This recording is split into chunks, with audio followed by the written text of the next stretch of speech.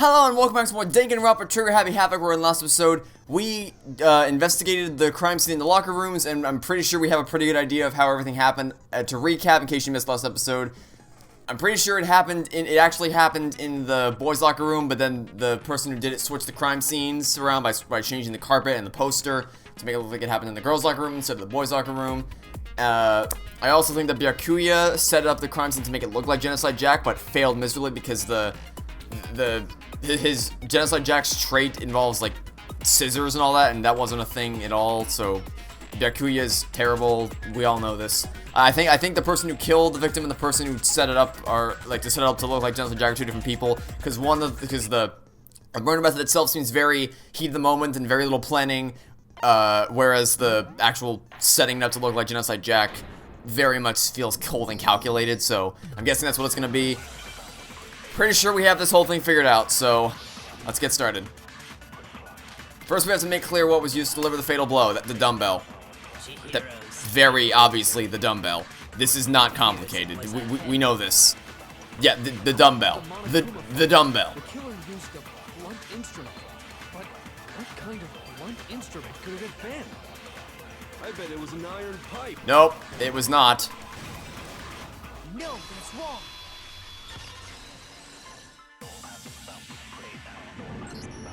Can we agree that the object that dealt the fatal blow was the dumbbell? Found at the scene of the crime? It was covered in blood. And there was nothing else at the scene. Did he really say it was an iron pipe? Come on. The victim's head is consistent with the shape of the dumbbell. As far as I'm concerned, there's no mistake and no room for doubt on this one. Then why did we spend any time talking about it? At her head wound? Yes! That's so creepy! Says If you don't mind, I will proceed from here. Let's move on. Oh to great, discussion everyone's of favorite the character. Although, I believe the criminal behind this heinous act is already quite clear. What? For real? Chihiro's killer is the fiendish serial killer, Genocide Jack. Genocide Jack, the fiendish serial killer. Did he really kill Chihiro? No, I really don't think so. A new elemental's been added to the non-stop debates. For this debate, lines of white noise will appear to disrupt your reactions. Your truth bullets will disappear if they hit these lines, so think of them as obstacles in your... Oh great, because when I play a game about solving mysteries, I want to test my first-person shooter aiming skills. I'll try my best, but man oh man, it is really hard to do that. Okay. What are we doing now? The culprit is Genocide Jack. So I just click right mouse button to get rid of him? Oh, you just click right mouse button. That's impossible! Why? What makes it impossible? Well, I mean, come on. There's just no proof for it. Well, that's... I mean, okay, so... Speaking of Genocide Alright, let's quit this. There is... I mean, here's the thing. It's like... I don't... The things in this case file directly contradict the scene of the crime. But I'm guessing... Because literally, the only statement which the pink words flew across was, there's no proof for it. Which means I'm guessing we have to do that. Because it's the only one that you would have to actually aim around the pink word in order to hit it, so I'm guessing this is what we had to do.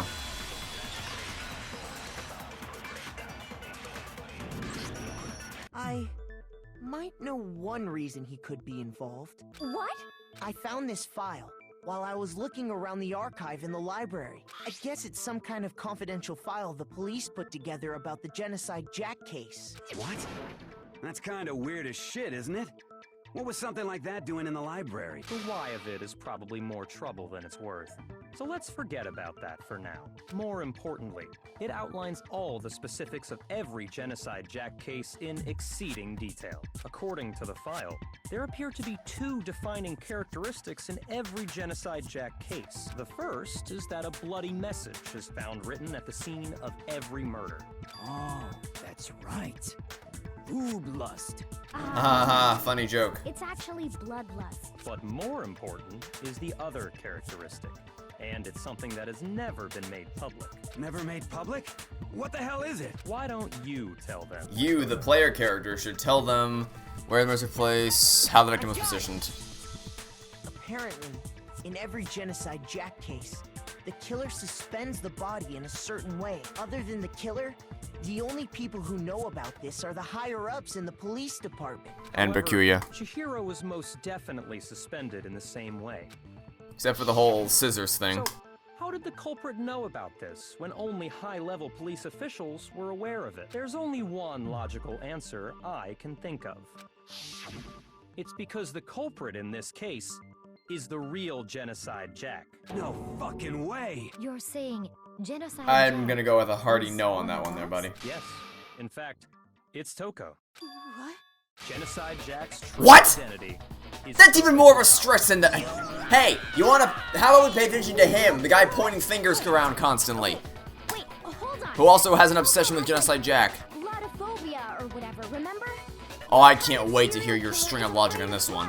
Is Toko Genocide Jack? The answer is yes and no. Another riddle.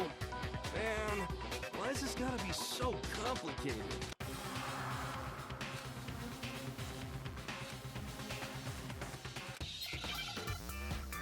Let me guess, her alternate personality is Genocide Jack, but her actual personality isn't Higgledy Piggledy, except no, no, no, no, no, and no some more. Oh my god.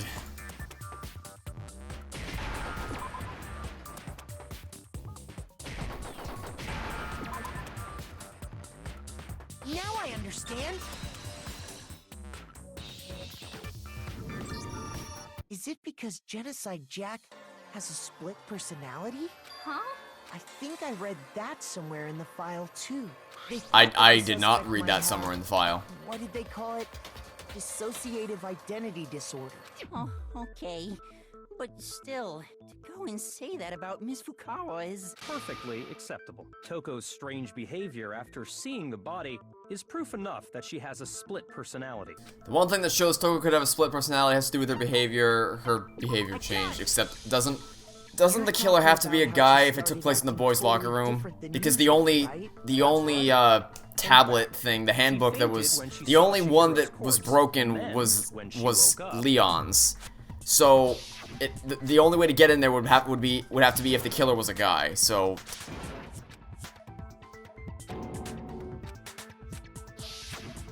She was acting funny, that's for sure. That melancholy tone of hers completely disappeared. Don't go assigning adjectives to my tone without permission. Not to mention, once she regained consciousness and saw Chihiro's body again, she was utterly calm. In other words, within her is one personality that can handle blood, and one that obviously can. So when Toko trapped herself in her room, it's because she was scared of Genocide Jack?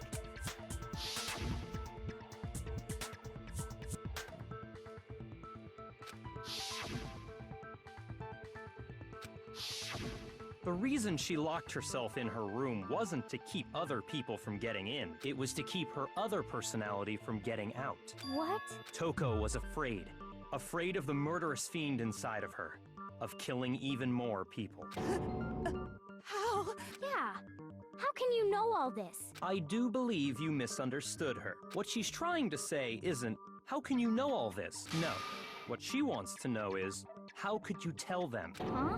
Last night, just before Monokuma gave his motive speech, Toko and I had a strange conversation. She told me a most interesting story. She said a murderous fiend lived within her, and she was afraid it could appear and attack at any time. And that trepidation is what's caused her to have such a bleak attitude. Isn't that right, Toko? This is all a lie. Right, Toko? You said you wouldn't tell anyone. What? You promised. I can't believe you lied. You have only yourself to blame. You came to me with your tragic little story. I didn't ask you to. This is the real world, not some romantic this is fantasy all a fairy red tale. herring. It's not gonna be her. For God's Besides, sake, it has to you be a guy to get into the boys' locker room. You said that People, as long please as use you your were brains. And here, yes, I know that the characters in the you universe wouldn't haven't let quite figured out that it Genocide was in the Jack boys' kill locker room anyone. yet, but But still, in it's spite like of that promise, they should have. They really should have.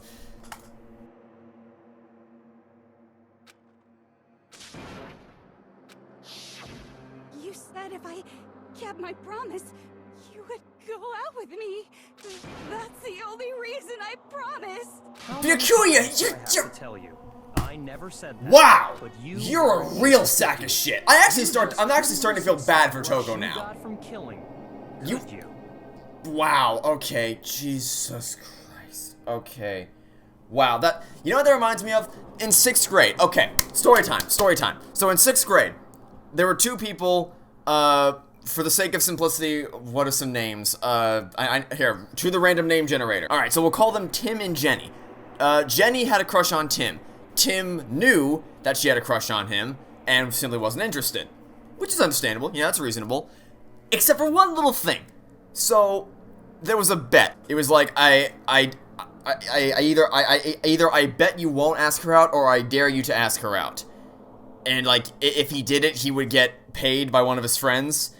And, in case you don't see the problem with that, she had a crush on Tim, like, genuinely had feelings for him, and he asked her out. Like, imagine you're her in that situation. You're, like, ecstatic. You're like, oh my god, my crush is actually asking me out. Only to find out, after the fact, that the only reason he asked her out was to get some money.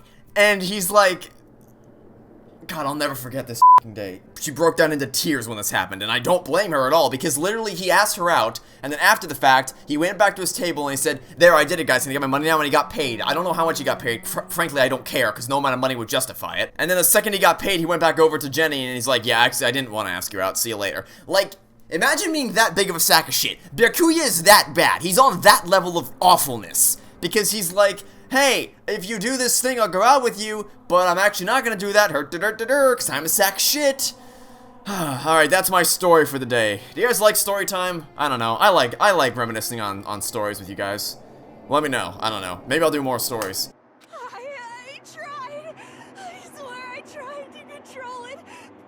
But your efforts were useless. What a disappointment. Oh my god. I hate This game is making me feel bad for Toko. Where did we go wrong? All that's left is to hear from the person in question directly. the person. You don't mean. Toko's body suddenly lunged backwards. A huge thud echoed across the courtroom, but in the next second...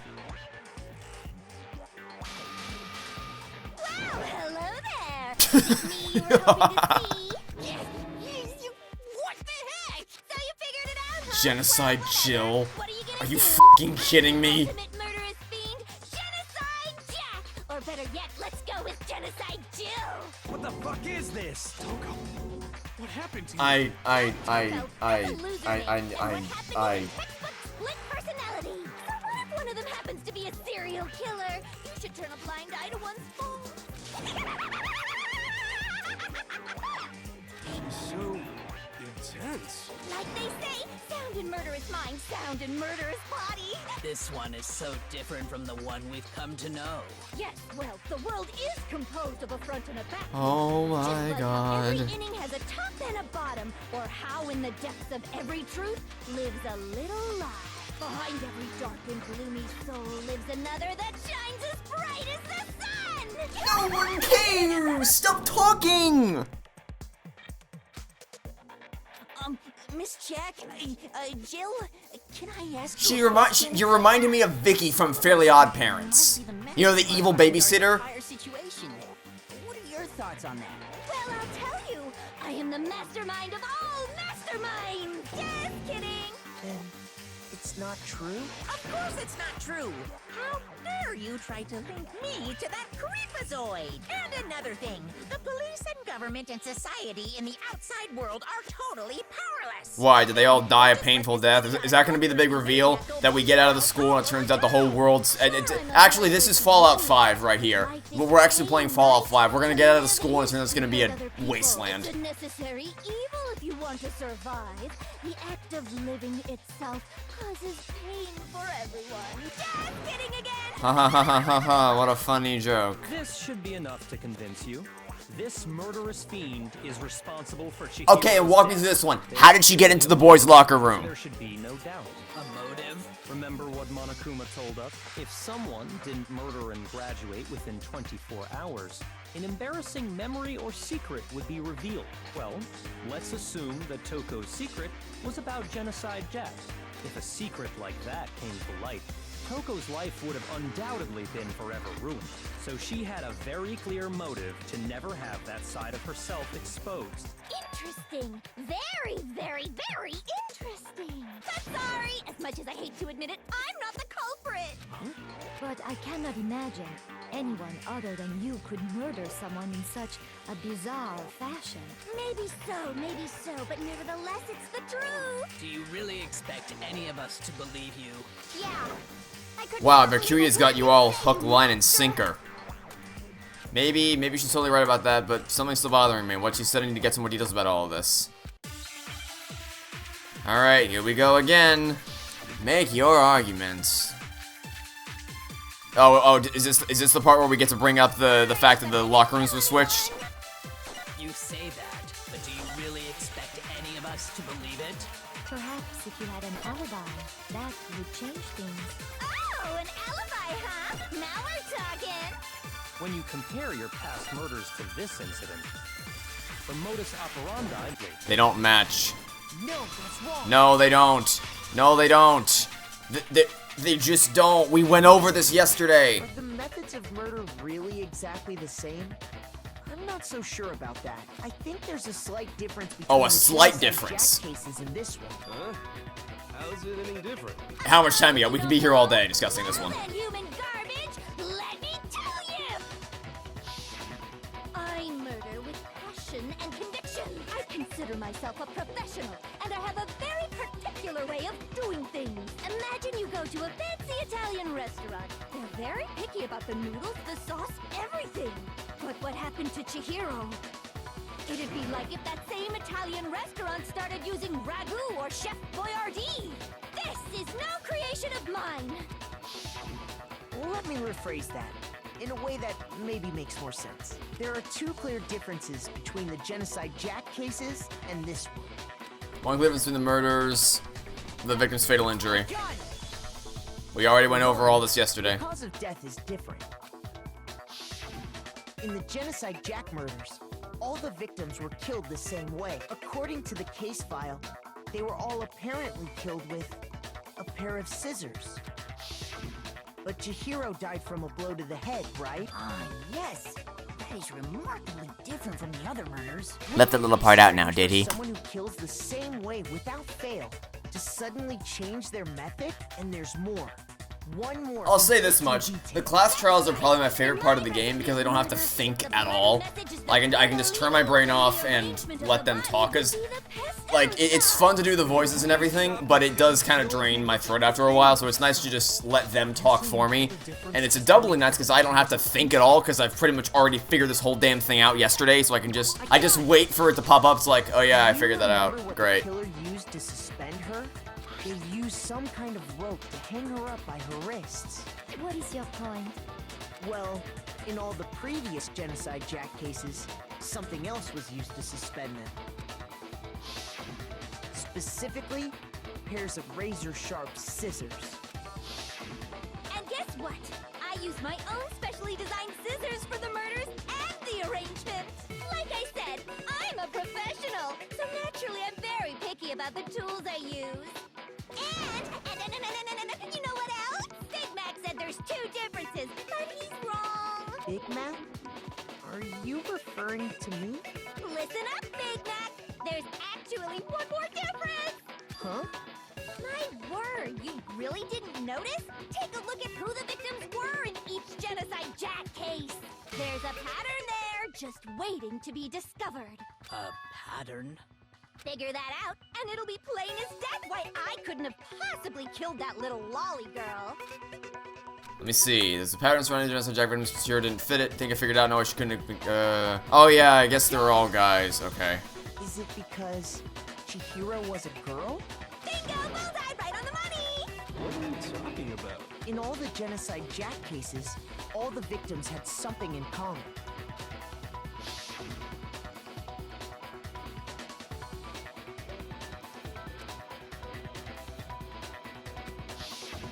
They were all guys? That's right! The people I killed with such passion and conviction are all adorable little men!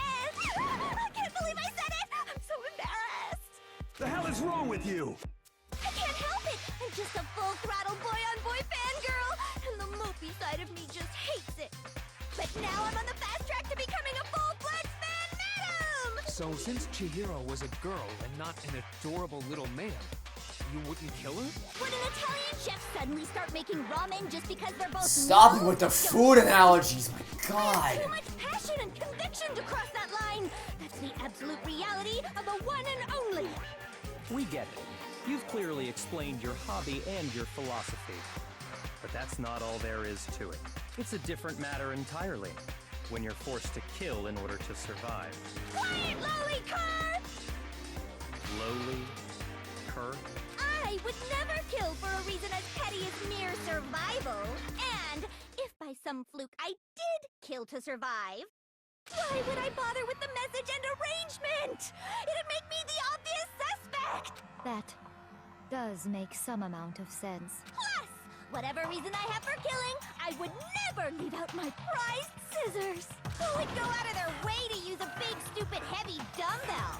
Maybe you used the dumbbell because you couldn't find any scissors in the school? Any scissors? I don't just use any scissors. I only use my own set of high-class envy of the entire world scissors! Okay, whatever. There still aren't any in the school. Are you sure about that? Do I even need to say anything about this? I just look at the screen. That's right! So I can kill anywhere, anytime! Why would I resort to dumbbells or rope when I have my trusty scissors by my side? Go ahead, tell me I'm wrong! You can't, can you? Gutter dogs, all of you! Not to mention, I have no clue how to tie a good knot. The rope's totally out of the question anyway! I have no idea what's going on anymore. Could such a heinous villain really be innocent? But the body really was suspended, right? And nobody but the police knew about that. No, one other person knew about it. That's why we figured it had to be the real deal, and not some copycat killer or whatever. There's one person who could have covered the Genocide Jack cases. Oh, wow, you only just figured this out? You only just figured this out? Really? You only just put two and two together, buddy. Isn't it? You'd have no You didn't figure this out literally the second he started talking? Or internal police records. Plus, you'd already looked through the Genocide Jack file before this all happened, hadn't you? Are you saying Mr. Togami did it? Then the reason he pushed the theory of Genocide Jack being the killer so hard was because he wanted to pin the crime on her. No, I think it's because he's f***ing insane and he just desperately wants it wants us to think it's Genocide Jack. I don't think so. Well, Byakuya, what's your response? I see. So now the suspicion falls on me. Then I must ask, when would you say I began acting suspicious? The start of chapter 2. Have an answer. The start of chapter 2. Thinking about it now, the way you were acting right before we discovered the body was a little strange. Yes, thanks. We remember. You wanted to go to the girls' locker room right away. I should have naturally thought of the boys' locker room first. Is that what you want to say? The victim was Chihiro, a girl. Hence why I said we should check the girls' locker room. How would you have known that if you... How would you... How would you have known that if you hadn't found the body yet, you idiot? Share with the rest of the class. Do you need me to spell it out for you? A new element has been added to non-stop debates. Oh, please tell me. Next, we're going to add something called a truth flashback. If you aim at a weak spot and hold down the left mouse button, then you'll memorize that weak spot. This memorized phrase can only be shot once as a single truth bullet. However, you can use this flashback feature as many times as you want. If you don't seem to have the answer to lie, contradiction, and load truth bullets, it might be wise to memorize a different weak spot and use that to make your case. What's the best time to flashback? Well, you'll just have to use your keen wits, won't you? In this case, though, I will say that if you don't use a flashback, you won't be refuting anything. Well done, good luck, and have fun. Okay. Okay. You said Byakuya was acting kind of weird before we found the body. Let me guess, we need this. He was acting weird.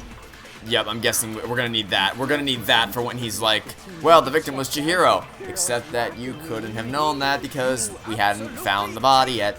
That's a natural reaction for any guy. The victim was Chihiro. No, that's wrong.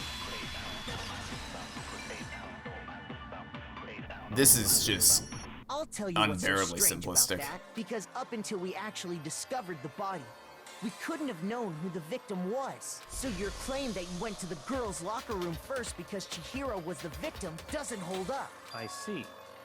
That's a good answer, I must admit. Interesting.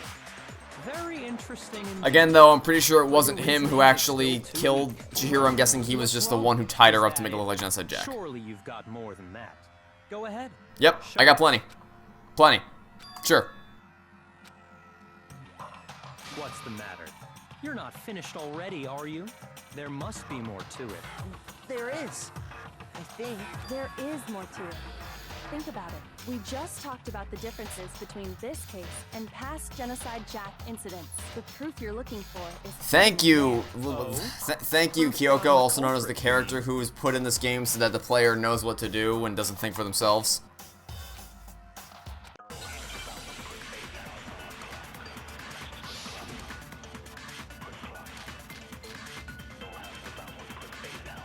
What? The difference between the cases? You want me to explain it again? When I want to kill, I use my very own special scissors. And I use those same scissors to arrange the body. But Chihiro was suspended with... It was some kind of rope. Was it not? It was an extension cord. It absolutely was! Then there must be something very fishy indeed about that rope. Hey, Byakuya, where'd you get it from, huh? I'd never seen that rope before in my life. And that's your lie. No, that's wrong.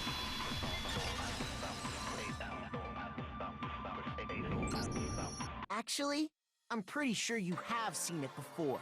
Because, you see, that rope, or should I say, that extension cord? What? An extension cord? Byakuya, you've used the extension cord in the library more than once, haven't you? And the same extension cord that was in the library all this time went missing after the murder. And there's no way someone who uses that extension cord as much as you do wouldn't discover that fact. And Byakuya must be the one who took the extension cord. I can't imagine any other possibility. That's really what you think?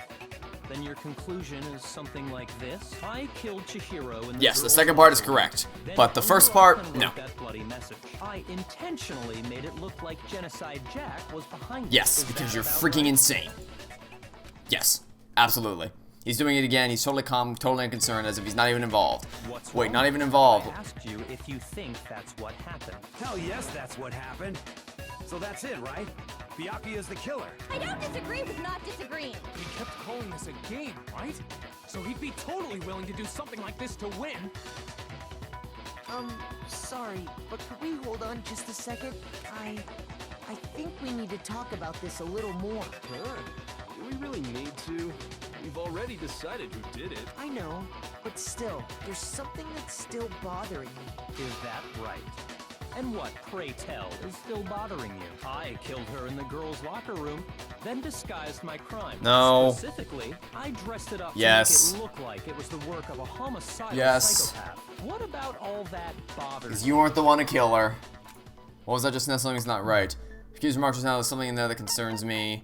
I got it! You say you killed Chihiro in the girls' locker room, right? But are you sure about that? Isn't it possible that the murder took place somewhere else? How disappointing. What kind of question is that? Even in the world of disappointments, this is a true letdown. She was found dead in the girls' locker room. There is absolutely no question about that. How could the scene of the crime That doesn't have been mean anywhere anything. They else? still could have moved the body, you I idiot. think it's entirely possible that she was killed somewhere else. Do you really need me to explain this to you? Along with the rest of the There we murder go. scene. Now we're finally getting Rest somewhere. of the murder scene? That was awfully specific. Please tell me you have a reason for saying all of that. I believe I do.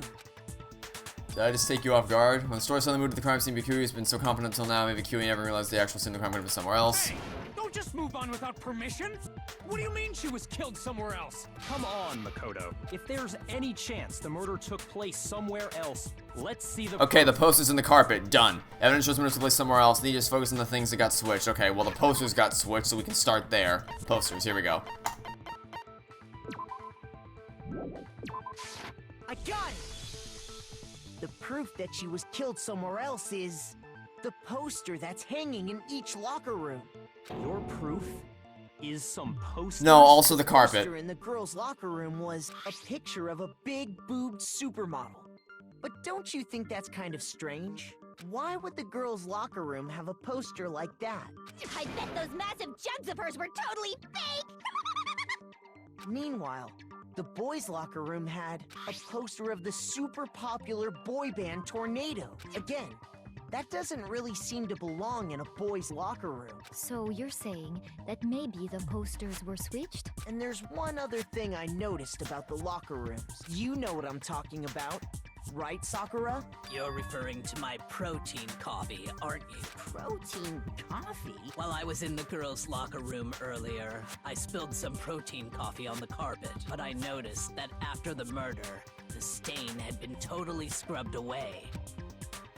No, it's not the same was scrubbed away, it was moved. I love how they just don't give you any really way to figure anything out for yourself. I got it! The stain on the girls' locker room carpet wasn't scrubbed away. In fact, I found it on the boys' locker room carpet. That's definitely the stain from my protein coffee. Then, does that mean Sure is a good thing you didn't notice it when we were in the locker room, right? Why would anyone do that? To move the murder scene from one locker room to Yes. the other. It's certainly plausible. Because there was blood on both the carpet and the poster. In other words, in order to completely swap the scene of the crime, the blood-stained poster and carpet were moved along with the dead body. By doing this, the killer was able to change the entire room where the murder took place. I can certainly follow your reasoning, but why would the culprit bother doing that? Because there was blood on the carpet and the poster. Switching the scene of the The only things in the room with blood on them aside from the dumbbell got switched into that room. murder did take place in the boys' locker room. Then how did Chihiro get in the boys' locker room in the first place? To get into the locker rooms, you have to swipe your e-handbook across the card reader device. But Chihiro's handbook. That is a good question, actually. Access to the girls' locker room. She had no way to get into the boys' locker room to begin with. Yeah, I don't have an answer for that. And I can I tell mean- you what it was. I highly doubt that. Because, I mean, I don't remember what the rule is. Isn't it? Are you allowed to go in at the same time as someone else? I genuinely can't recall the rules about that. I haven't paid that much attention to what the stupid stuff Monokuma says. Is he gonna say that? He's gonna say that she could have used Leon's handbook. Okay, let's get this ready then. The boys' locker room somehow. Ah, I got it! She must have hacked her e-handbook. She was the ultimate programmer, after all. I'm sure that would have been no problem. Yeah, Monokuma definitely wouldn't have noticed her hacking the tablet. She used the thing that was in the main hall. Yep, that's exactly what he's gonna do. In which case, I got this ready to go. I got this ready to go. I'm talking about Nope. Leon's handbook, of course. No, that's wrong.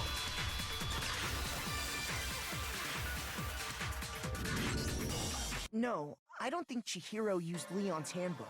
Why not? Because Leon's handbook was broken. Oh. Well, then, yeah, I guess that'd be pretty impossible, huh? I am struck silent by how quickly you gave up. Plus, isn't there a regulation against using someone else's handbook? Actually, the rule states that loaning your handbook is prohibited. It says nothing about borrowing one. In other words, you could borrow a dead person's handbook all you want, and you'd be safe. Yup, yup, yup. Hit the nail square on the noggin. Of course, if it were broken, that wouldn't make any sense anyway. So then, she must have hacked hers, like I said. She used her ultimate programmer skills and... You can't fix it either. Yeah, I figured there'd be something like that in place. You open one up, a security buzzer starts blaring. So, if she didn't use Leon's handbook, and she didn't modify her own handbook... Maybe Mr. Naegi's initial assumption is just wrong? No. It seems like there's no way she could have got into the boys' locker. Then explain the switched posters and carpet. Okay, then, I vote for Byakuya. What? What? No. No. Absolutely not. Hold on a second. I agree with you, though. I think you're on the right track. What the? You finally decide to open Finally? your mouth and What do you mean fast finally? what She's you been gotta holding say? the player's There's no hand the way whole she way got up into until the now. boys' locker room, right? So, Why are you so sure she couldn't get in? There's still one other way she could have gained access. And what, pray tell, is that? what are you talking about? What other way is there? Well, to explain that, why don't we take a little break from the trial? I'd like you all to come see something. Wait. Just what do you think you're doing? Don't worry. This'll make the whole trial more exciting. I'm sure that thought must please you. Huh? It'll make things more exciting? Well, all right then. Persuade Monokuma! Yay! Trial recess. Huh? For real? Now then, what is it you want to show us? It better not be boring or I'll be very unhappy. Oh, I have no doubt it'll meet your lofty expectations. So, shall we go? Great. I can't wait. So before I even knew what was happening, the class trial had been put on hold. We headed off with Kyoko in the lead, and where she took us was the scene of the crime. Okay. The girls' locker room? Well, not the scene of the crime. That's the scene where the body was found. What are you trying to pull, Missy? I'd like you to examine the victim's body one more time. You want to check it again? Be sure to examine the entire body very carefully. Take your time. What is this Examine going to accomplish? carefully. Shut up. I don't. Using our hands. Yeah, you. No, wait. It's probably best if I don't run my hands all over a girl's bed. Can we just get on with it, people? Not that I'm creeped out or anything, it's just based on religious grounds. We're gonna be here all day. Just somebody check the goddamn body. I'll do it. But you're a girl. Oh my You shouldn't have god. to touch a dead body. Just let one of the boys do it. Jesus Christ. Just somebody check the damn body so we can get out of here. I'd rather have a girl examine her. So just leave this to me. Sakura. What is this? Some kind of secret girl-on-girl action? Is that what you two are about? That's not it at all. Stop screwing around. Okay, here I go. I'm sorry, Chihiro. Please excuse the intrusion.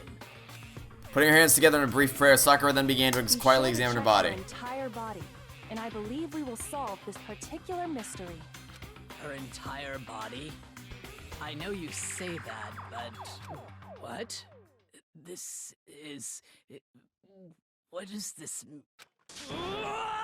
What is it? Not possible. It's not possible. Sakura's eyes were staring wildly at Chihiro's lifeless form. Her massive frame trembled. Is what? Is a boy. What? I see. So she was What? actually a he. How the f was I supposed to figure that out?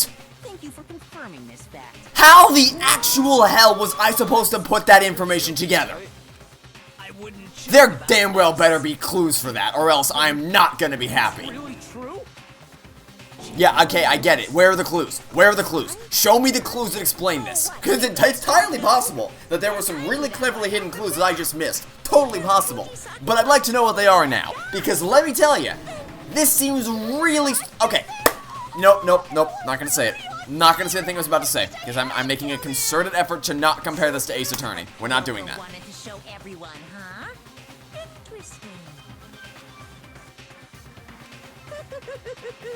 Yes, that certainly does make things much more exciting. Now let's ride this wave. Okay, of great, excitement whatever. with Just the show me the and clues. get back to the Show me trial. what are the clues? How did you arrive at this conclusion?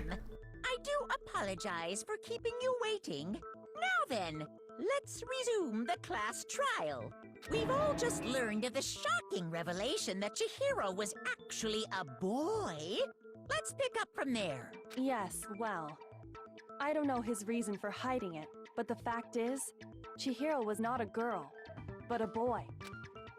To think that Chihiro was actually a guy, the thought had never even crossed my mind. Yeah, no shit, it never He crossed my would have mind. No problem gaining access to the boys' locker room. Assuming his handbook did, in fact, list his gender as male, then yes, that would be true. How the hell did Kyoko figure that out? Dressed like a girl, but he was a boy through and through. And furthermore, how the hell was I supposed to figure that out? Assertion. The victim was killed in the boys' locker room, and was then later moved to the girls' locker room. And the killer could have easily used Sayaka or Junko's handbook to get into the girls' locker room. So Chihiro really was killed in the boys' locker room? I still don't understand the motive for moving the body, but There was Yes, blood that on the does seem poster and the plausible. carpet, you idiots. I must How did you figure out the fact that Chihiro was actually a guy and yet somehow not figure out why they There was a switched certain grooms? incongruity to his female body. Oh, shut up. Titillating situation! So now everything has been connected. All the mysteries have finally become clear. Okay, well, connected or clear or whatever. We still think you're the killer, remember? No. Very interesting. This has become very interesting indeed. Ah, he's off in his own little world. What about you, Makoto? After everything we've learned, do you still No, think I don't. Byakuya's the killer? Well, without a Yes, doubt, absolutely. Byakuya is the one that made Chihiro's death. Yeah, no, we all knew that. We all knew that. No, that was him, not me. I think he might not actually be the killer after all. What? But aren't you the one who accused him in the first place? He just seems to be too easygoing about all this. Like he's enjoying us solving the mystery. The way he's acting, it makes it seem like it doesn't have anything to do with him. And you think that might be because it doesn't have... No, I think it's not him because the cold and calculated nature of making it look like Genocide Jack does not line up with the heat of the moment nature of the dumbbell. He consciously chose to use the extension cord, knowing it could connect him to the murder. At least, that's how I see it. And Byakuya, when you found out the murder took place in the boys' locker room, it seemed to rattle you. And then again, when you found out Chihiro was actually a guy, if you really were the killer, that stuff wouldn't have had any effect on you. So that's your thinking, huh? Well, it bothers me that you don't have more concrete reasons, but it's fine. I guess I'll mark it as correct for the time being. Mark it as correct? He's right. I am not the culprit. I just happened to come across the corpse in the girls' locker room and decided to alter it. Are you fucking with us right now? Unfortunately, no, he's not. Effing with you right now. I'm telling you the truth. Well, I find it very hard to believe. Go ahead. Find it very hard to believe. You're free to be executed along with the rest of us. If you're really telling the truth, then why? Because he's f***ing insane, that's why, and he's obsessed with Genocide Jack. Right now. Uncovering the culprit is much more important, wouldn't you say? Now then, if it wasn't me, who was it? Well, I don't think I can say for sure without talking about it a little more. We're seriously gonna keep going? We're all good, aren't we? I thought it was clear, Byakuya. God, no. I'm with Makoto. If there's any doubt whatsoever, we need to explore every possibility, because if we're wrong, we all die here. That's true. Very well then. I'm with you too. Damn straight. Alright, great. Everyone agrees. Everyone agrees. Great, amazing. Of course I do. What am I, an ant or something? Anyway, let's discuss this all as a group one more time. We still have time to make our decision. That's very true. Our lives are all on the line. Excellent. Then shall we resume our game of hide and Hide and seek? seek? What? But if Akuya didn't do it, then who's the real killer? Who murdered Chihiro? There's only one thing we can be sure we know about. The killer's a guy. We've always known that. Since the crime scene was the boys' locker room, you would need a boys' handbook to get in. Since Leon's handbook is apparently broken, the killer would have to have used their own. In other words, it has to have been a guy. But that's still not enough. I need to find some more clues. Okay, well, I'm pretty sure the only guy here who exercises would be Mondo, right? I mean, that's not evidence per se, but still, I feel like it's gonna count for something. Clues are one thing, but did nobody get a look at the killer? I'm sure if someone saw the killer, they would have said something by now. Perhaps someone saw the victim at some point. Even that might be enough for now. Yeah. All we need right now is any kind of new info. It's over. It's all over. You want to know who saw the victim? Celeste. The killer. Nope. And only the No, that's wrong.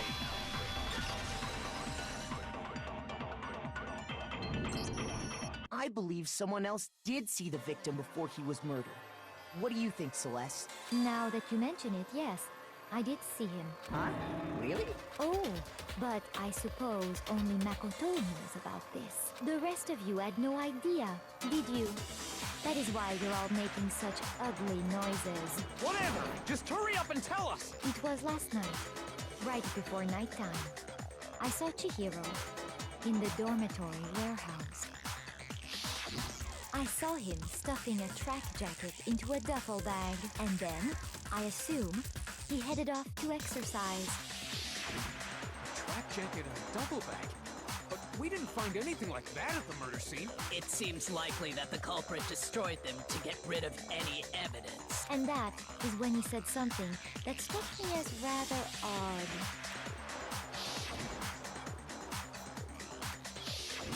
Chihiro told me he was in a hurry, but why would he be in a hurry? Only if someone were waiting for him, I should think. So, Mr. Fujisaki was on his way to meet with someone, and then they were going to work out together? But Hina and I had invited him to exercise with us plenty of times, and he always declined. Probably because he was afraid you'd find out the secret he was hiding. Which means that conversely, he must have trusted whoever he was meeting with very much, enough, so that he was willing to risk his secret being revealed. What a marvelous friendship! The point is, whoever he met up with is the culprit, right? So we just gotta figure out who it was. But knowing what we know, I can't even guess. No. You already have what you need to make the connection. Huh? You know who the killer is. Oh, I can guess that it would be Mondo, because he's out of everybody we know, he's the only guy here who I would assume regularly exercises. Focus on the details of these items, and it should become obvious who was waiting for him. Are you sure about that? I have a guess, but it's not founded on anything more than a gut instinct. Based on two pieces of evidence that we don't have? What? You want to track down some fingerprints or something? Even if we had the equipment for that, we wouldn't know how to use it. As was noted, the evidence is already gone. There's nothing to get fingerprints from. Maybe, but we can make certain inferences if we just take the time to talk it out. Easy for you. Oh, are we trying to trick someone into? Okay, I see. Okay, no one's mentioned the color of the jacket. I guarantee you what we're trying to do is we're trying to trick somebody into saying, "Hey, we don't know anything. We can't find anything out about that blue jacket." And then we go, "What did you say?" And it turns out he's like, "Oh, wait, but I didn't mean to. Wait, sorry, no, it's not me." And then it is him because he found out about the blue. He knew he only would have known about the blue jacket if he was there. Some connection between the culprit and Chihiro's jacket? Perhaps. Let's... Does Hiro's track jacket really hold some clue about the killer? Somehow really hard to believe. Oh boy. Okay. Make your argument. Well, it's gonna have something to do with... It's gonna have something to do with Celeste's account, because it has to do with either the suit or the bag. I'm guessing it's probably gonna be the suit. Why did he choose the specific tracksuit that he did? What do you mean, the specific tracksuit? I got it! He picked that tracksuit because it matched the one the culprit was wearing. So, what you're saying is, the killer was wearing... And there we go. And of course, it's Mondo.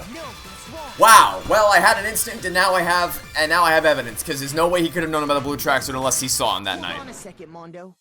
What did you just say? Huh? What'd I say? When Celeste testified a few minutes ago, she said... Yep, we know. Yep. She never mentioned the color of the jacket. She never said anything about the jacket's color. So why did you say Chihiro's blue tracksuit? What are you just... Hey, Celeste.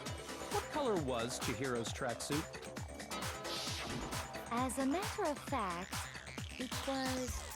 The only one I told about any of this was you. Then, Mondo, how did you know what color Chihiro's tracksuit was? Because I just... I'm sure he saw the clothes at some point in the investigation. No, that can't be it. The bag and clothes were surely disposed of by the time we began our investigation. Then the only reason he could have known what color the tracksuit was is if he saw Cherry with it before he died! Cherry? Are you talking about Chihiro? So, how about it? Did you see the tracksuit or didn't you? Just by chance. I just happened to see it last night. He walked past me, and he was carrying the tracksuit. No, because she stuffed it back into the bag immediately. Yep, that's what I said. Testimony.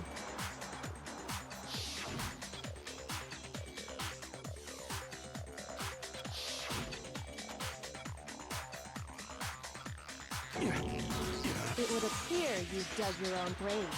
Perhaps. But you handed him the shovel, didn't you? That's why you said what you did. focus on the tracksuit and it'll be obvious who he met with?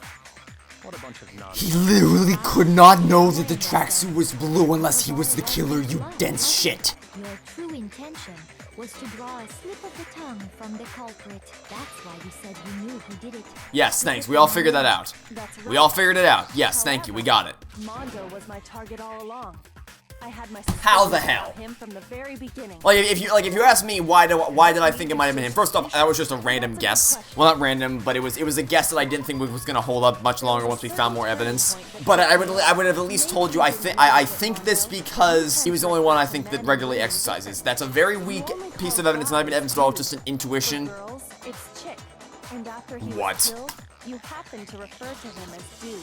What? Are you kidding me? When did that happen? When did that happen? Such a tiny detail? When the hell did that happen? No. I swear, if it was literally just one line where he's like, that dude totally got killed. Mondo. I can't even. I can't even. How the hell was I supposed to spot that? Chihiro? Also, man, it sure would have been convenient if you said something about this earlier, wouldn't it have been, Kyoko? Judging everything I say, putting words in my mouth. Jesus Christ, she just knows everything. Me like a goddamn criminal. Yeah, he would never do something like that. This is a false accusation. It's true. My reasoning on that is pretty shaky. That was fast. Well, this does present us with a problem. It's... My time has nearly come. That's what my little ghost friend is telling me. Oh yeah, that reminds me. Hifumi, weren't you telling me you'd found some evidence? Really? What kind of evidence? Actually, now that I'm thinking about it here calmly... Just show it. We literally have nothing else. Does your confidence just get Just up and tell walk us. away? It's fine, man. Just tell us. If you really insist, then, here it is. What do you have there? It happens to be an e-handbook. I found it laying on the ground, so I scooped it up. You found it on the ground, it must belong to Chihiro, I would imagine. Chihiro's If it was Monos, he would have been looking for it. Scene of the crime, right? Yeah, and that too. For a fact indeed. I was totally sure I'd found it. Then it must hold some clue about the culprit, right? Well, that's what I was hoping. But it's busted. It won't even turn on. I imagine the culprit broke it to get rid of any evidence after the murder. That's odd. I didn't think the handbooks were quite so fragile. Well, they have a weak point, but we don't know what that weak point is. They're totally waterproof and shock resistant. It would take an awful lot to break one. And yet, this one does appear to be broken, as is Leon's, sitting useless in the main hall for all your confidence. That is a remarkably high failure rate. Do you think there might be some kind of mystery in there somewhere? How precisely did the handbooks get broken? I think this breaks only one possible explanation, by hitting its weak point. Yes, but we don't know what its weak point is, so that's useless. The handbook has one weak point, didn't you? Yeah! You remember that? Sure, maybe I let that slip. But I never told anyone what the weak point actually was. But if the handbook is supposed to never break, and two of them broke in quick succession, Then we can only assume that someone's figured out its weakness. You know what the weakness is, right, Monokuma? So, what is it? Huh? You're asking me? I think it's a necessary piece of information if you want this to be a fair trial. But if I tell you... We literally cannot solve this case if you don't tell us what the weak point is. That would be very not good. Just tell us already. Why would we want to break our own handbooks? Oh well, I have a weakness for pushy demands. But you're sure... No, we're not gonna break the handbooks, just tell us. Then allow me to make a special announcement. The weak point of my cutting-edge e-handbook is when it's exposed to high temperatures... Okay, and that's the last piece of evidence we need right there. It's him. It's him, because he went into the stupid sauna, he kept his clothes on, and he broke, okay. There's the last piece of evidence we need, because, yep, he went into the sauna, and he took the handbook with him. Oh my god. How you don't get burnt, huh? Wow. It's because as your sweat evaporates, They sure don't want you to figure this out for yourself. layer of air around your skin. If the hot air of the sauna were somehow pushed directly onto your skin, you'd definitely get fried. That layer of air would get blown away. That's why you may feel a burning when you move around. Oh, you know what? Oh, okay. All right. So here's what happened. So he kept his clothes on, which means he would have had his handbook on him. He went into the sauna. He came out, and then that was broke. So he swapped it out with Leon's handbook, which probably was still working because they wouldn't have any reason to take that into the sauna. So he has a functioning handbook, and he knows that the handbook can break by taking him into the sauna. So he took Chihiro's handbook into the sauna to break it. Boom. Easy. Case closed. Can we go home now? Meaning the culprit somehow knew its weakness. But how'd they find out? Monokuma said he didn't tell anyone, right? Indeed. Quite the mystery. I'm getting very tired of the hand-holding here. What do you mean by accident? What if the killer took their own... I'm getting very tired of the hand-holding here. And it broke. They'd realize it was broken, of course. And it wouldn't be hard to figure out why. And once they had Chihiro's handbook, they knew they had an easy way to dispose of it. I won't say it's not possible, but who would have done something like that? I don't know of anyone who took their handbook into the sauna. I might know someone who did. Whoa! Seriously? I think the one who may have taken their handbook into the sauna was... It was Mondo. It was Mondo. We know it was him. I'm getting very, very tired of all this hand-holding nonsense. Here's my answer. Mondo, your handbook got broken in the sauna, didn't it? What? Why? Why do you keep accusing him? Mondo and Taka had an endurance contest in the sauna not too long ago. And for the contest, Mondo just so happened to keep his school uniform on. But little did he realize, he'd also left his handbook in one of his uniform pockets. And when it was all over, Mondo discovered that taking your handbook into the sauna could easily destroy it. No, wait, hold on. You've got it all wrong. He would never kill. I don't accept this. Show me the proof. The actual sauna. What do you mean? We have like 60 years worth of proof.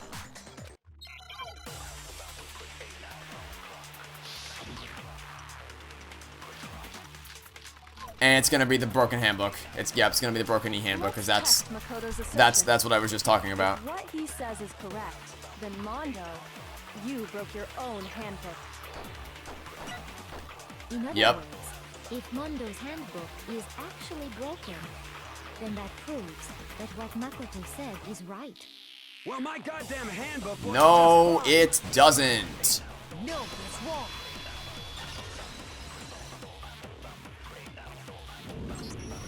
Mondo, the handbook you have right now, is it really yours? The fuck is that supposed to mean? The broken handbook that was in the main hall. Isn't that one actually yours? What the heck are you talking about? What I mean is, I think Mondo swapped his handbook out for one that actually works. I think he took Leon's handbook and replaced it with his own. After all, Monokuma said himself that Leon's handbook never should have broken. That's right! The punishment it suffered wasn't nearly enough to destroy it. So then, the broken handbook in the main hall is actually Mondo's, which would mean that the handbook Mondo has right now is actually Leon's, yes? But doesn't that violate the school regulation that says loaning out your handbook is prohibited? Nope, we already went over this. It's the borrowing bullshit. There is a rule about loaning your handbook to another student, but if they're dead, they're not a student. It's kind of a gray area, I admit. But no worries. If anything, it just makes things more interesting. As such, I decree that exchanging handbooks with a corpse is not a violation of the rules. Well, Mondo, if I'm wrong about this, you're welcome to say so. I'm happy to admit I made a mistake, but... Son of a bitch. What's wrong, bro? Come on, tell him he's wrong. You are wrong. You have to be wrong. Everything you just said is wrong. It's like talking to a brick wall. Okay, then why don't we look back on this case one more time, from the beginning. That way, everything will become clear. And we'll all see if I was right. Comic book time. Climax. Here we go. Okay.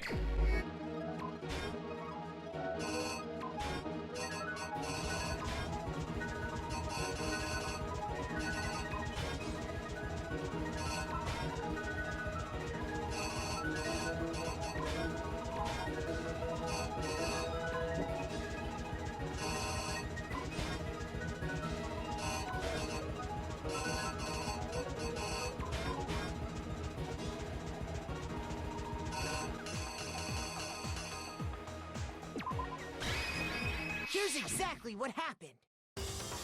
First, let's take a look back to before the incident.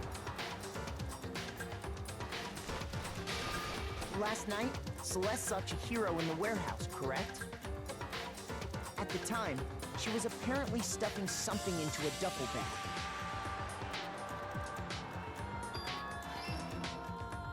That something was a blue tracksuit. You can confirm this, right, Celeste?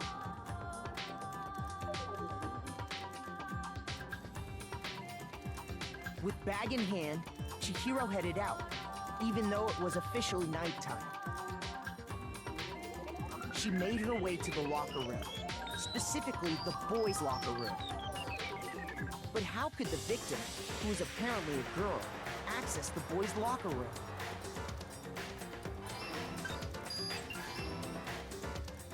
Simple, because she was really a he, which is why he was able to use his own handbook to gain entrance to the boys' locker room. Once inside, he met with someone there. And the person he met was the one who killed him.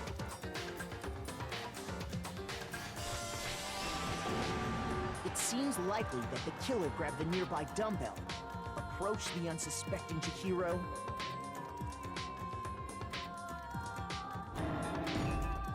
and attacked him. And that's where the bloodstains on the poster and carpeting in the boys' locker room came from.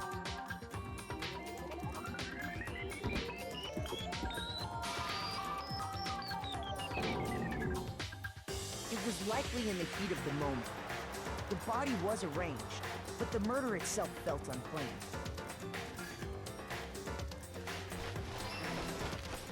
Which is why the killer hurried to try and hide the act. First, pulling up the bloodstained carpet. Then, removing the bloody poster.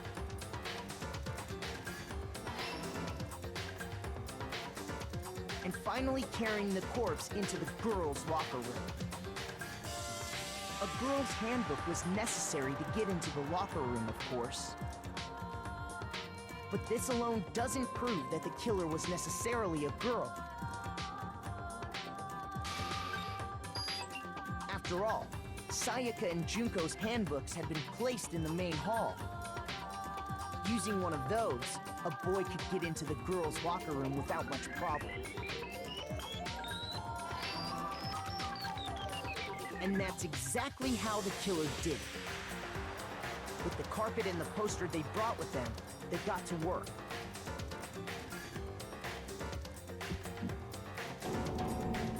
They changed the layout of the boys' and girls' locker room in what you might call a crime scene switch. That could have been the end of things, but no. Byakuya discovered the body and decided to intervene in the situation, making things even more complicated. So, after stumbling on the crime scene, he went and grabbed the extension cord from the library, and then he got to work. He used the cord to string up Chihiro's lifeless body.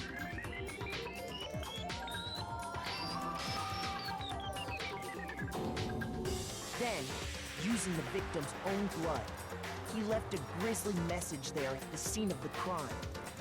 He wanted to create the illusion that Genocide Jack was responsible for the slaughter.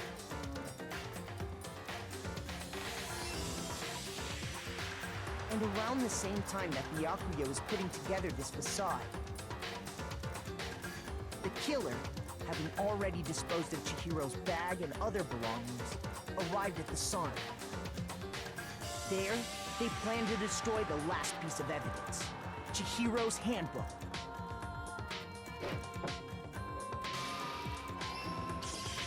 And just as the killer expected, the steamy sauna was enough to ruin the electronic gadget.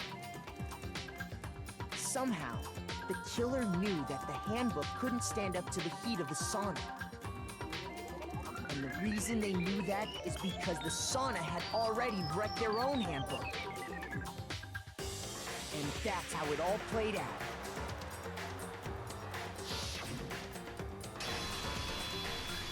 Isn't that right, Mondo Owada? Oh. Now I have to do that stupid rhythm game, right? Wait. No. This can't be right. Here's your evidence. Yeah. Where's your What? evidence? I'm not going over this bullshit again. You need proof. Oh my god. You can't pin any of this on. Evidence Mondo's kill, they already revealed itself early in the trial. All I have to do is check that one item of his and everything will become clear.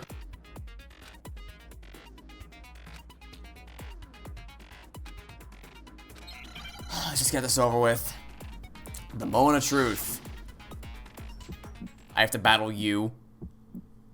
Show me some evidence. You're wrong. I won't listen. I refute you. False. This is... we already have all the evidence in the world. Oh, great. Tempo up. I love it when they raise the tempo. You know, it really seems like this game is trying to be literally What the hell? I can't see anything. I can't see what... Great. I can't see when the things are happening. Okay, great. I'm just gonna spam it. I'm just gonna spam the button. I'm literally just spamming the button. I literally can't see when the other things are popping up.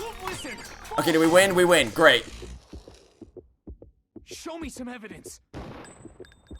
That was easier than the last time, but... I mean... still pointless. If my thinking so far is right, Mondo must have replaced his broken handbook with Leon's. In which case, we can just check each of our handbooks right now. Once we do that, We don't gotta do that. Huh? Yeah. Yeah, I did it. I killed him. Okay, we win. And we got an A in every single section. Great. Fun.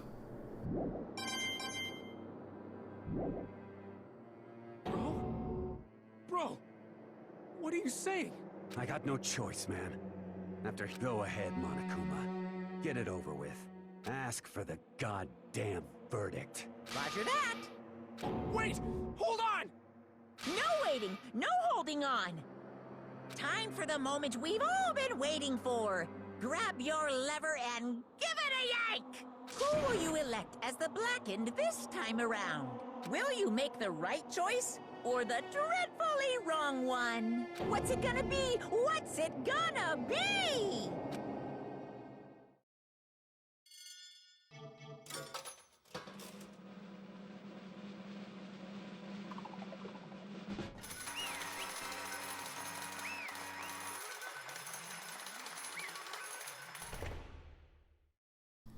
Oh great, now I have to do voices. Uh-oh, this time it looks like you got it right again. Yes, it is so. The Blackened that killed Hero was Mondo.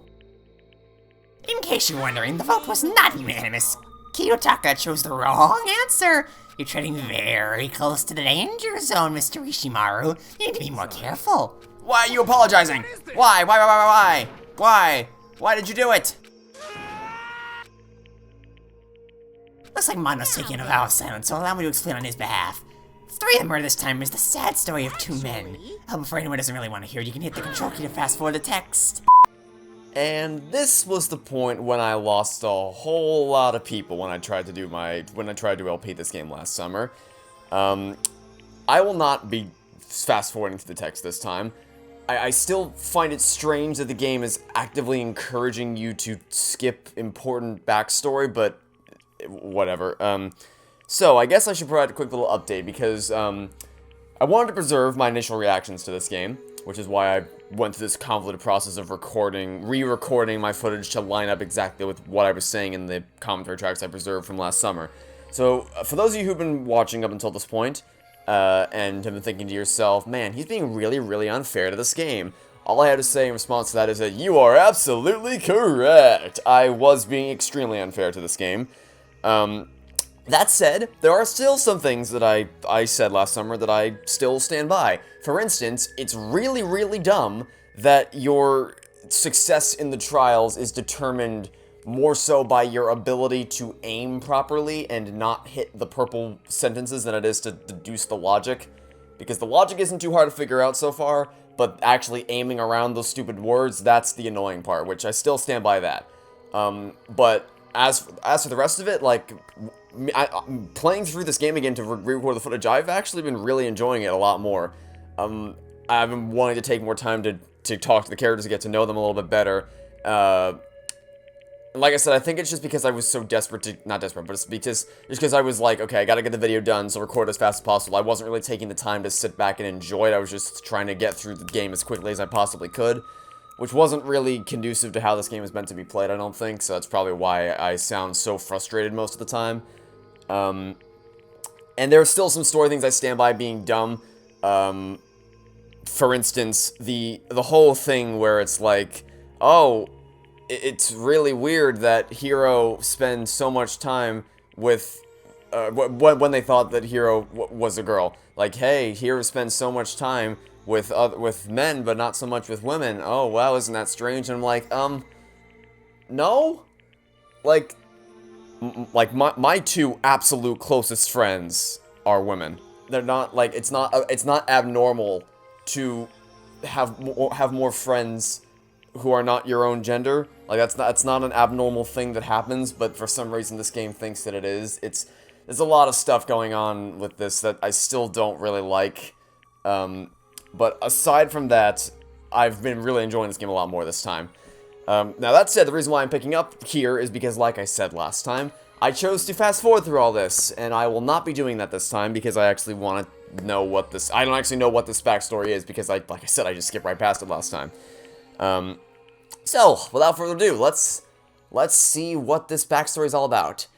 Oh god, can I even still do this voice? Anyway, there was once a young boy, and his name was Hiro Fujisaki. He had an extreme inferiority complex regarding his own lack of strength. You're so weak even though you're a boy. He heard things like that as long as he could remember, and he couldn't overcome his weakness.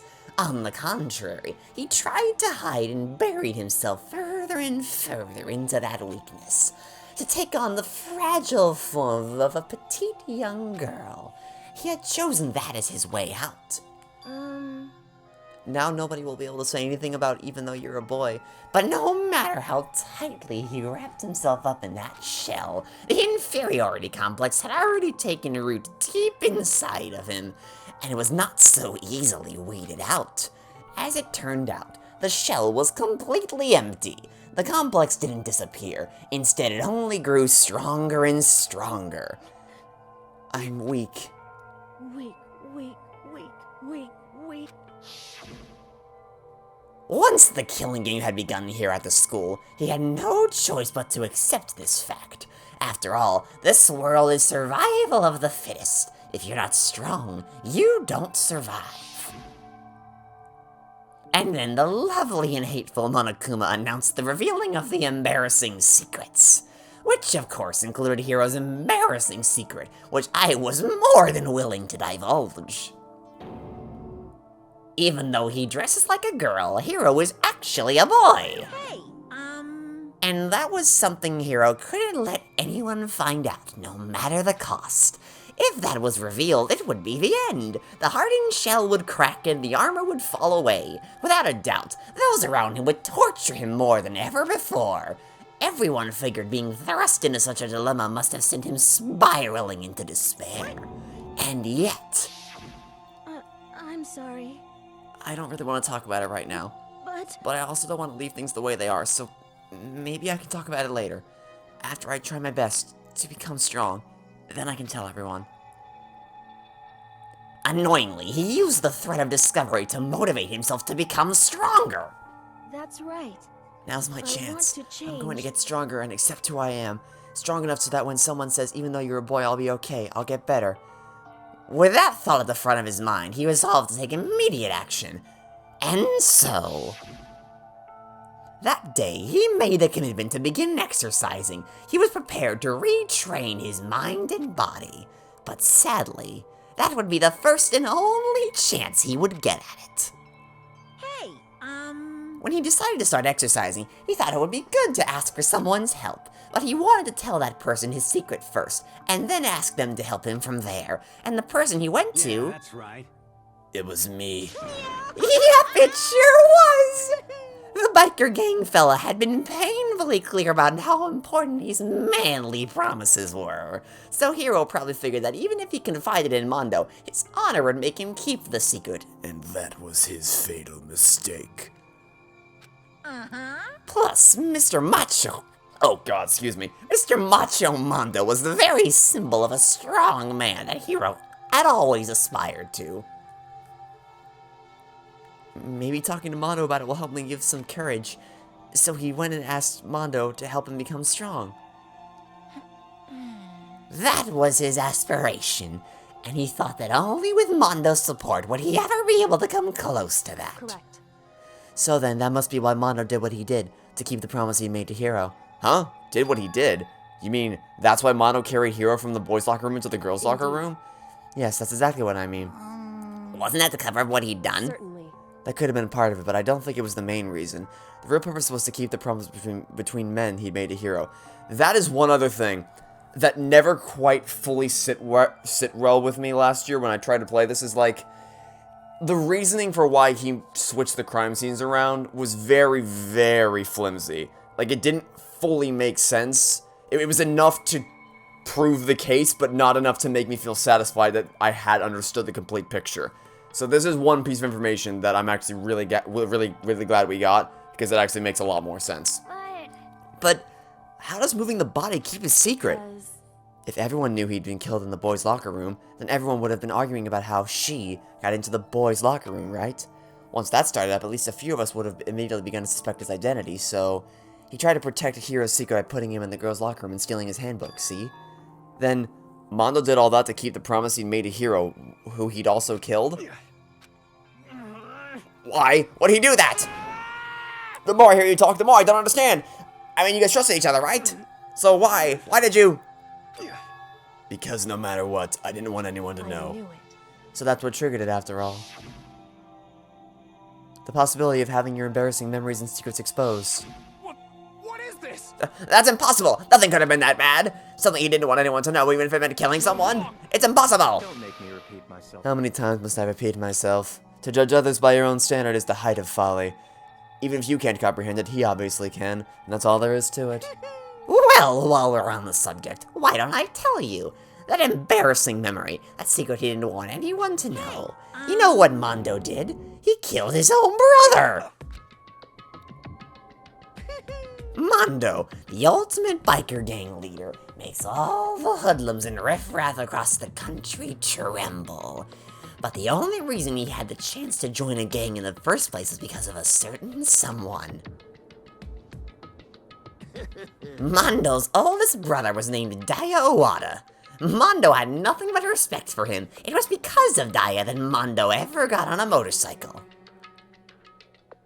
Mondo's brother was his only family growing up. He was the only one Mondo could trust or respect. He wanted to measure up to his big brother, so he imitated him in everything he did. Mondo was the epitome of the starry-eyed kid brother. Meanwhile, the charismatic older brother had put together a local motorcycle gang, and before anyone knew it, it had grown into the biggest biker gang in the country. Daya, the older brother, #1 in the gang, and his #2, his younger brother, Mondo. In the beginning, everything was peaches and gravy. But when Mondo started to think about how he would have to take over the gang from his brother someday, his brother's greatness, his reputation began to gnaw on Mondo's very soul. The kid's gonna take over for Daya, huh? Daya created this gang with his bare hands. Mondo's just along for the ride. Can someone like that really be our leader? And all that'll do is make the gang look bad. Almost every day, Mondo heard the gossip and whispers of all the other members of the gang, which is why... I just... Gotta get stronger. Stronger than Daya. Once. Just one time. No matter what, I gotta win. I don't care what it takes. I gotta come out on top. And on the night of his amazing brother's retirement ceremony, Mondo... Okay. Oh, I'm sorry. I got the voices mixed up. And on the night of his amazing brother's retirement ceremony, Mondo challenged him to a street race. But during the race, tragedy struck. The kid brother pushed ahead with reckless abandon, eager for victory, and dashed into oncoming traffic. That was a very stupid thing to do, Mondo. But suddenly...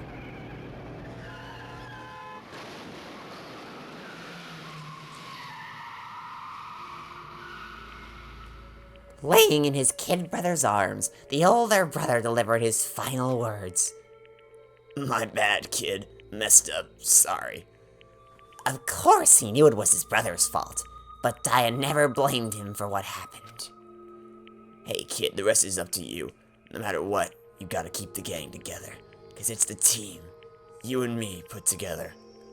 I don't know how grammar works. It's a promise between men. He decided to hide the truth of what happened from everyone else in the gang, in order to keep the gang together and keep the promise to his brother. He could never admit to anyone that it was his own weakness that had caused the accident, and as a result, the team was made even stronger under the banner of the kid who'd bested his big brother. Daya was gonna lose to his kid brother, so he got stupid and got himself killed. That became the explanation for what happened. Mondo's lie became the truth. He wanted to lead the team so bad, he was willing to tell all kinds of lies about his brother. I'm strong. Strong. And yet... As soon as our killing game began, he realized, no matter how tough he pretended to be, he was just another weakling that could die in an instant. And then the lovely, the hateful Monokuma announced the revealing of the embarrassing secrets.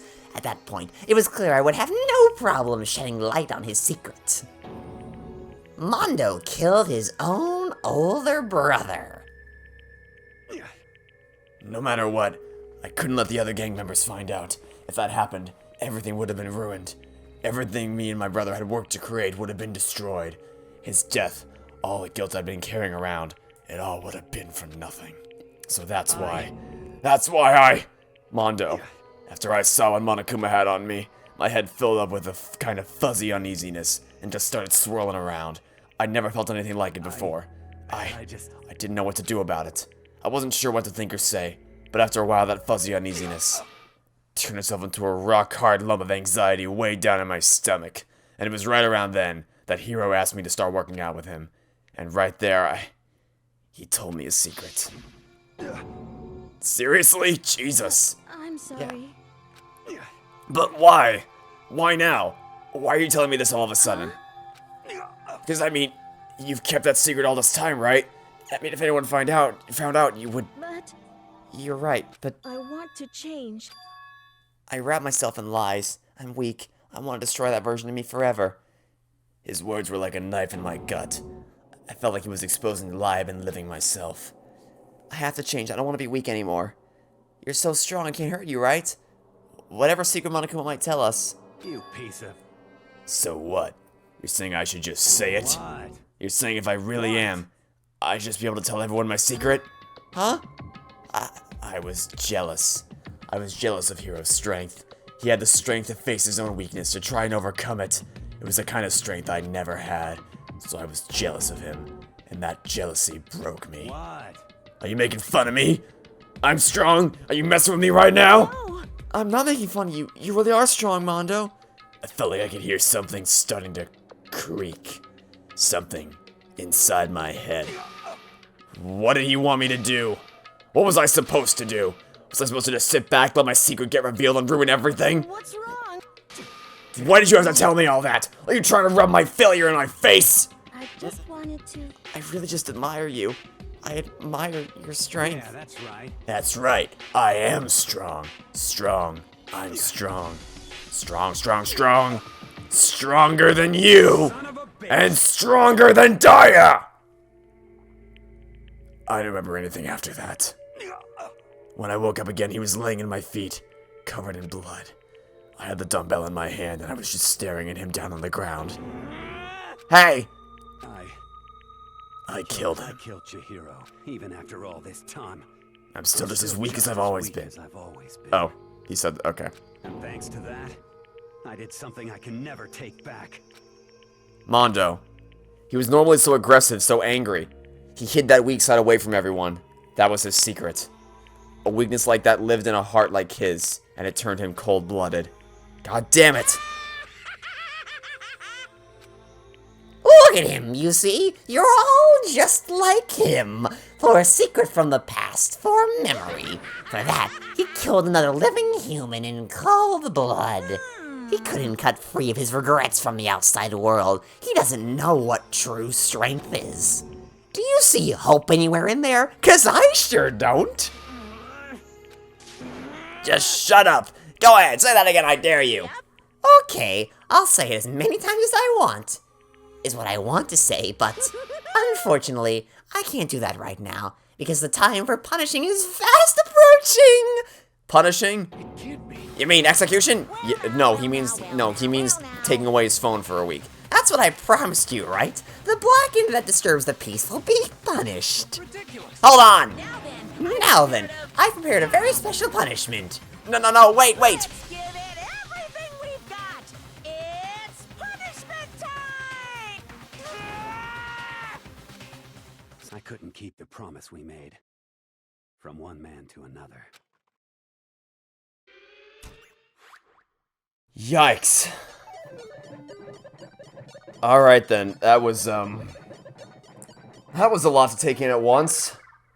Also, for anyone who desperately wants to see these executions, unfortunately I can't really show them because, you know, YouTube copyright kind of doesn't like that, so, I can't show these, unfortunately.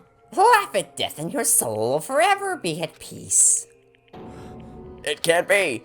My brother! You spent one night in the sauna together. I don't know that you're that close. Another murder and another execution. I want to feel again. Everyone's lives are taken so lightly here. I feel like I might be going mad. Maybe I'll just let it happen. As Taka's sad screams invaded our skulls, we were each forced to realize once again. But he, of course, had to. What a disappointment. This is the end of the game. Bakuya? You're completely insane, you know that? A game? One of our friends is dead. Do you realize that? Naturally. Of course I do, because this game is life or death. Hey. I don't have anything to say to you. I don't have a response except that. I just don't understand why. Why did you go out of your way to disguise Mondo's crime? Because he's insane. Why? Isn't it obvious? Because it made things more interesting. Exhibit A. He's insane. His voice was calm and emotional, like the voice of death. It chilled me to the bone. Last night, when the murder took place, I was in the library as usual. Honestly. So you ignored the nighttime rule too? That rule never mattered to me. I don't recall agreeing to it. There is nothing to be done. Well, I don't particularly care. Please continue. The night grew late, and I decided to return to my room, which is when I stumbled upon him. I spotted Mondo coming out of the girls' locker room. After he'd gone, I looked inside and saw the corpse. What? You mean you actually witnessed the murder? He was such a fool. He didn't have the slightest idea that I'd even seen him. So you're saying you knew who the culprit was from the very beginning? That's right. Indeed, but if that had been the end of it, how boring would that have been? I mean, what a waste of time to have the answer revealed right at the beginning. Which is why I decided to lend a little helping hand. I thought I would liven things up. You did all that to liven things up? So after hearing about Genocide Jack from Toko, you decided to use that to create the fake murder scene? But damn, man, if we hadn't figured out who really done it, you would have been dead too, right? Well, obviously I would have revealed the truth before it reached that point. Of course. Bakuya turned to look me in the eye. I could feel his sharp eyes piercing into me. Thanks to a certain remarkable someone, it never did. And I was able to perform an interesting experiment. Once I do decide to become blackened, I now know who I'll have to watch out for. What? Correct. So that was your reason? Are you satisfied? Indeed. Yes, we're done listening to your story. Moving on. There's something I'd like to ask Monokuma. What's this? Oh? I'm up next? You like to perform these elaborate executions each time, correct? My question is why? Because he is also insane. Do you like them? No. But you know, this punishment, this despair, it's not just for you. All this punishment, all this despair is my gift to mankind itself. What? You're over-exaggerating. I am not over-exaggerating. These punishments are meant to transform all hope into despair. What do you mean? Mean? Mean? Mean. Mean. Good grief, I don't understand why you have to pick apart every little stupid thing. Buddy? Picking apart every little thing is how we solved this mystery in the first place. Whatever, it doesn't matter. In the end, I'm going to stand alone as the victor, and then everything will be revealed to me. Ah, the noble son of a noble family. Truly, you understand me. I think this is the start of a terrifying friendship. God, I hope not. Shut up. I would never stoop to the level of a childish criminal like you. Let me just say this. After I have achieved complete victory, you're up next. I'm going to find you and kill you. Okay, Liam Neeson. In the name of the Tagami family, for which victory is a foregone conclusion. Ooh, so cool. It's like you're the main character of a video game or something. Thankfully, he's not the main character. I swear, whatever it takes, I will kill you. Ooh, temper. Sounds like someone needs a nap.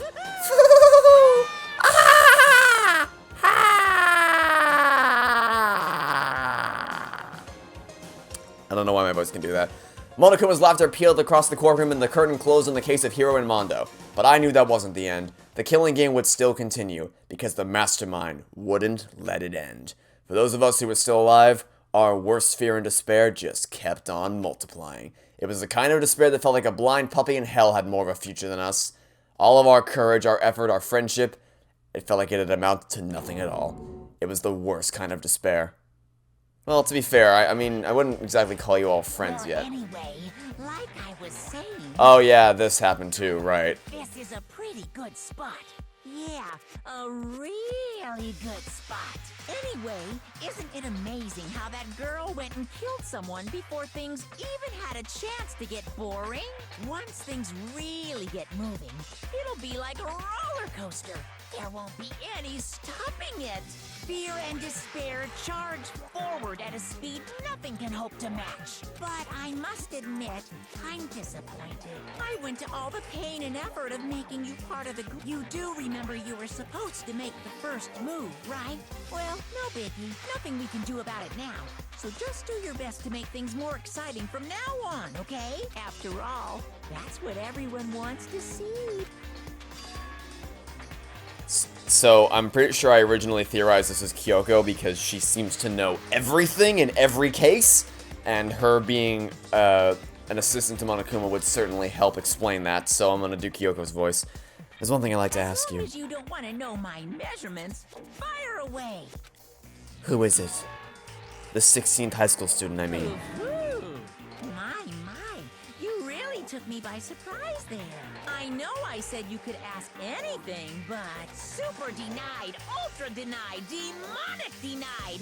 Because you see, that's my ace in the hole. And nobody'd be dumb enough to reveal that, right? No matter how close they were to their friends.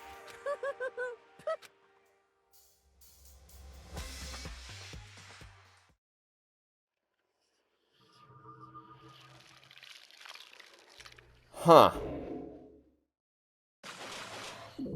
I'm sure I mean, obviously I experienced that last summer. It just kind of got pushed to the back of my mind. 16th high school student, huh? Alright. Consider myself intrigued. Yeah, that's the thing. I am genuinely really curious to see what the mystery surrounding the school is. And as I said, I am actually much more invested in this time than I was last time. Probably because I'm actually trying to slow down and enjoy it more than I was last time, so... You know. We'll see how it goes. Overall, that case, I mean... Again, the whole thing with everything I mentioned earlier, I still don't really like that. But at least it wasn't as obvious to figure out things this time than it was compared to the first case, so... But yeah, we've reached the point where I fully caught up with my original Let's Play last year, which means that from here on out, everything you see will be me recording live, which means I have no more commentary tracks saved up. This is all going to be completely blind for me moving forward. I mean, it was already blind for me with the commentary tracks, but I won't have to re-record footage to match up with commentary tracks from 6 months or over 6 months ago at this point. So there's that at least. So yeah, from this point onward, it's anyone's guess what happens next. So that'll be it for now. Thanks for watching. Stay tuned for the next episode to catch you all. Tomorrow for some more Danganronpa, Trigger Happy Havoc. We're going to start up Chapter 3. Goodbye.